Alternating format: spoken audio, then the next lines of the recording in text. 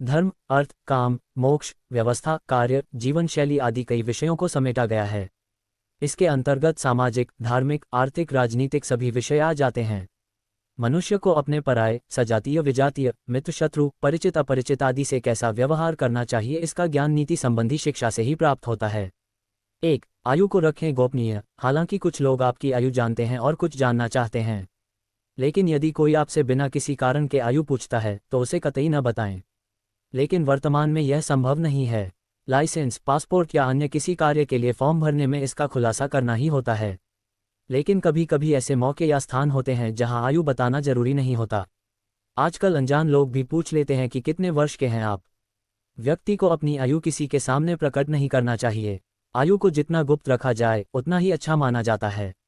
आपकी आयु का पता चलने पर आपके प्रत्यक्ष या अप्रत्यक्ष शत्रु इस बात का किसी पर तरह से लाभ उठाकर अपने हित में प्रयोग कर सकते हैं। 2. ग्रह और ग्रह के दोष। बहुत से लोग ग्रह दोष से पीड़ित रहते हैं। इसका बखान वे सभी से करते रहते हैं। ऐसे में ग्रहों के कारण मुसीबतों में घिरा व्यक्ति और भी मुसीबतों को अनजाने ही आमंत्रित कर देता है। दूसरी ओर ग्रह शांति के लिए किए जा रहे उपायों का वर्णन यदि किसी से कर दिया जाए तो फिर उसका कोई फल भी नहीं मिलता है। दूसरा अर्थ ये कि आप अपने घर का भेद किसी दूसरों को न बताएं, अन्यथा वे सभी आपका मजा और फायदे लेंगे और यदि ग्रह कलह होता तो उसे और बढ़ावा मिलेगा। परिवार की बातें। बहुत से ऐसे लोग भी हैं जो अपने घर परिवार की सारी बातें अपने मित्र, रिश्तेदार या किसी परिचित से शेयर करते रहते हैं। ऐसे लोग बाद में पछताते हैं। इससे घर के सदस्यों में आपसी मनमुटाव और अविश्वास की भावना बढ़ती है। घर की बातें घर में ही रखने से जीवन सुखमय बनता है। घर का रहस्य। बहुत से ऐसे लोग हैं जो अपने घर में हर किसी की एंट्री कर देते हैं और घर के कोने कोने से सभी को अवगत करा देते हैं। जो लोग आपके विश्वास पात्र हैं उन्हें जरूर इसकी छूट दी जा सकती है, लेकिन हमने देखा है कि बहुत से ऐसे लोग भी आपके घर में घुसकर उसे देखना चाहेंगे जिनसे आपका कोई खास संबंध नहीं है। पुराने समय में लोग संयुक्त परिवार में रहते थे और उनके घर भी बड़े होते थे। ऐसे में ये धारणा प्रचलित हुई कि किसी को अपने घर का रहस्य नहीं बताना चाहिए।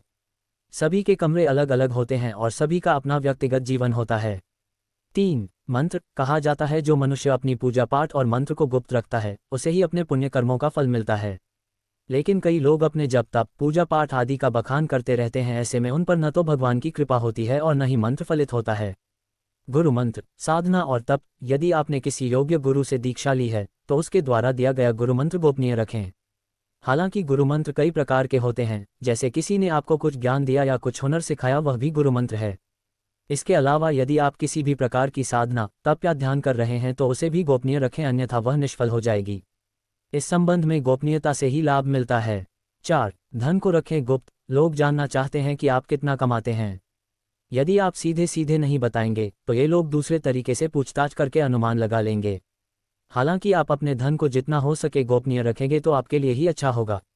धन को अपने परिचित या रिश्तेदारों से गोपनीय ही रखने की सलाह दी जाती रही है, लेकिन ध्यान रखें अपनी पत्नी से गोपनीय रखेंगे और यदि उसे शक हो गया तो आपके लिए वही धन दुखदायी साबित होगा। इसलिए आप इस बारे में अच्छे से सोच विचार कर लें। शुक्राचार्य मानते हैं कि धन से जीवन में कई सुख सुविधाएं जुटाई जा सकती हैं, लेकिन कई बार यही धन आपके लिए मुसीबतें भी खड़ी कर सकता है।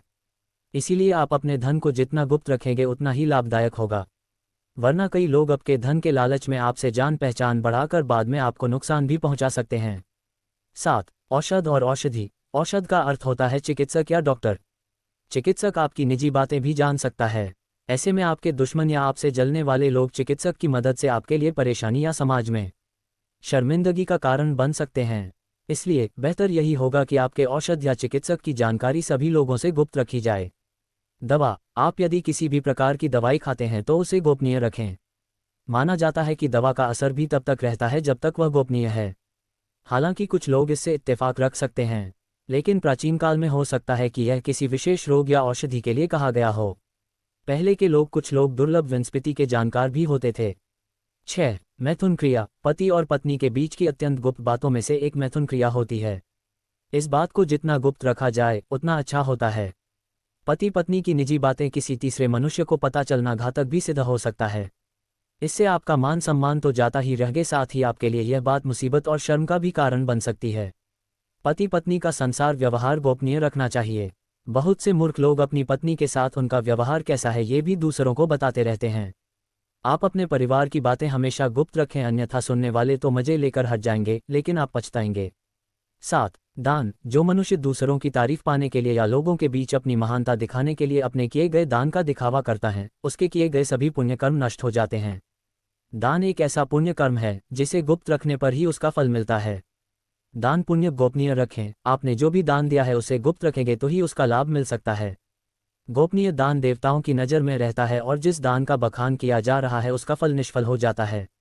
मंदिर में दान दें, किसी गरीब को भोजन कराएं या किसी भी प्रकार का पुण्य कार्य करें, उसका अपने मुंह से बखान न करें। यदि आपने इसे किसी के समक्ष जाहिर कर दिया तो समझो वह खारिज हो जाएगा। 8. मान सम्मान, बहुत से लोगों को अपने मान सम्मान को बढ़ा चढ़ाकर दिखाने की आदत होती है। इस आदत के कारण कई लोग उनसे ईर्ष्या या नफरत करने लगते हैं। साथ ही इस आदत की वजह से उनसे दूरियां बना लेते हैं। कई लोगों के अपने मान सम्मान का दिखावा करने की आदत होती है। 9. अपना अपमान गोपनीय रखें। हर मनुष्य को अपने जीवन में किसी न किसी से अपमान झेलना ही पड़ता है। यदि वह मनुष्य अपने अपमान को गुप्त नहीं रखता है तो उसे नुकसानदायक उठाना पड़ सकता है।